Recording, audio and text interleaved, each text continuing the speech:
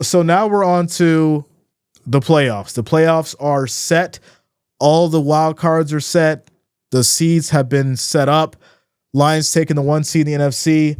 The number 2 seeds, the Eagles. Number 3 seeds, the Buccaneers. The number 4 is the Rams. Number 5 is Minnesota.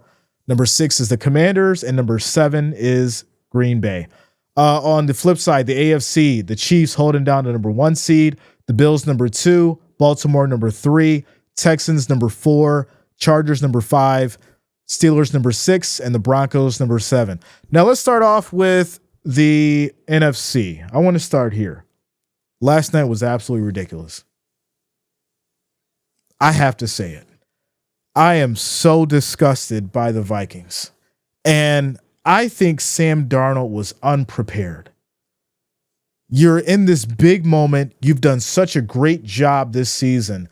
Why would you do this to your team? Why would you have this kind of performance? Your defense played lights out. Your defense did exactly what they were supposed to do. They held them as much as they could and allowed you to put up points, and you were not able to execute in the red zone at all? Wow. I had to say that because it was really bothering me. Really bothering me. But as far as the Vikings, they'll play the Rams, start off in the first round. That's going to be an interesting one, right? Because I still feel that Matthew Stafford has a lot to prove. He's got some great weapons in Kupp and Nakoa. The run game with Williams is working. Their defense has been okay for the most part. I mean, from what I seen last night, I think they got a solid chance against the Vikings.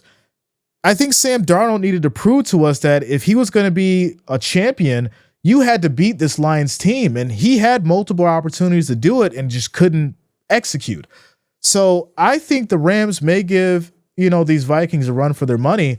And I don't want to do it to you, Vikings fans, but I didn't like what I seen yesterday.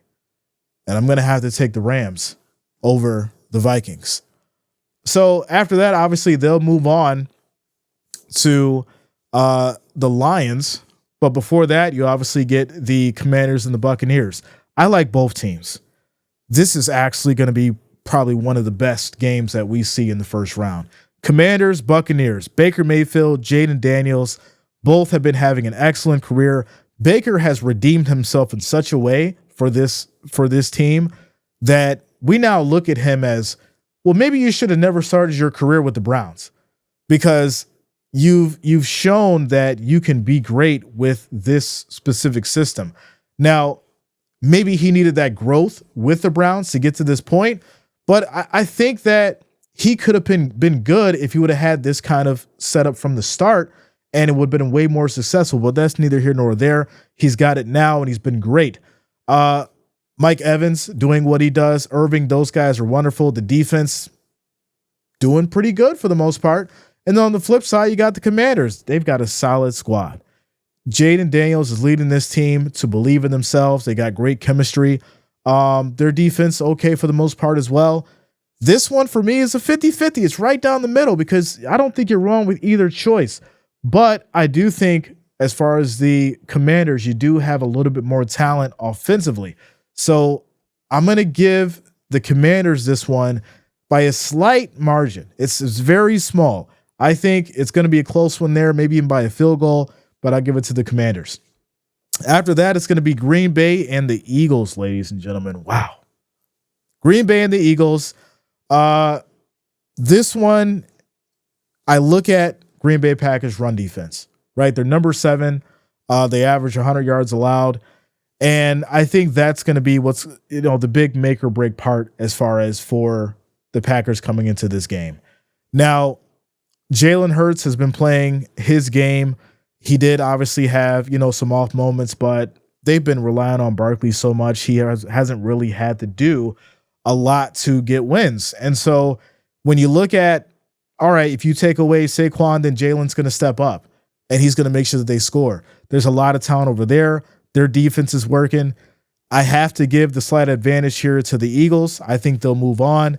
And obviously we'll then get to the second round and divisionals and all that stuff as we move on. But that's going to be my first round predictions for the NFC as far as those matchups go.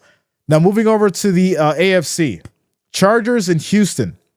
The Texans, for me, really have not been playing at their full potential. And I think CJ Stroud is in his slump, right? It happens. There's nothing wrong with it happening. But the problem is coming into this season and coming into these playoffs, you lost Tank Dell. That was a huge loss. So the chemistry is kind of, going to change and shift.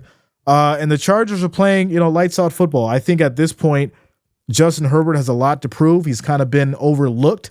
And I do think that he's overrated. I think now he has a solid opportunity to come into this playoffs with a whole different mindset, refreshed, ready to go. You got a new coach. I think Harbaugh is definitely looking to make a name for himself in this playoff as well. So I'm going to go ahead and take the Chargers in this one over the Texans, leading into KC. Shout out to you, Angela. I appreciate you showing the love. Next after that is going to be Pittsburgh and the Ravens. Now, Russell Wilson. That's the conversation that we're having in this one. We already know what the Ravens can do and will do and most likely will do. But the conversation is, what kind of Russell Wilson are we getting in this game? Are we getting the Russell Wilson that's learned from his mistakes? Or are we getting the Russell Wilson that's just going to try and toss up the ball, go out there to, not lose instead of trying to win?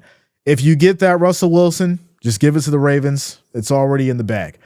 If you get the Russell Wilson that hones in his playoff experience, actually lets the game come to him, and if George Pickens, I got to say it, y'all, if George Pickens can get his shit together, then maybe Russell Wilson can have a decent game and make it a game and it just not be an onslaught for the Ravens. Now, I will say this. The Steelers' defense is strong, so they do have that in their favor. But once again, it's the same kind of situation that the Vikings have. They can hold you for so long. Can your offense put up enough points to match what the Ravens are going to do? That's going to be the determining factor as far as what the Steelers can bring to the table and not. So I think it's going to be the Ravens, but who knows what will happen. Maybe Russell can get it together. I'm not sure about that. I don't think he will, but I'm going to go with the Ravens on that one. Last but not least, ladies and gentlemen, Broncos and the Bills. Broncos and the Bills. So this one is funny to me, and it's funny for a couple of reasons. The Broncos actually beat the Bills last year in the regular season with Russell Wilson. Now you've got Bo Nix. There's been a lot of changes since that obviously happened, but Sean Payton's in now. Playoff experience, Super Bowl experience. You've got a quarterback with an arm. You've got a mobile quarterback. Bo Nix is very good. I have no problem saying that. Obviously, he's a rookie. There's things that he needs to tweak and make better, but he's really good. And with this problem with the Bills defense, you start to look at this game a little bit differently than we normally would, as far as from a point of, it's just the Broncos. No, this Bills defense is going to be exposed for some of these throws, and we know that Bo Nix likes to move that ball down the field with ease. So I definitely can, see a shootout here. Both, down the field, Allen, Bo, both are gunslingers without a doubt. But the Bills are at home. It's hard to beat the Bills at home in the playoffs. And so you're going to have that 12th man factor out there. Bo Nix may not be used to that. Allen's going to do Allen things. He's going to have to run up the score. My big thing moving forward, you won't have to ask me, well, Jay, what does he have to do? He's got to put up 40 in the playoffs. 40 a game. Yes, I'm going up 5 points. Allen is going to have to lead this offense to put up 40 points every game in the playoffs to get to the Super Bowl. That's where I'm at. If Allen in this offense can put up 40 points, then guess what? They take the win against the Broncos, and that's where I'm at.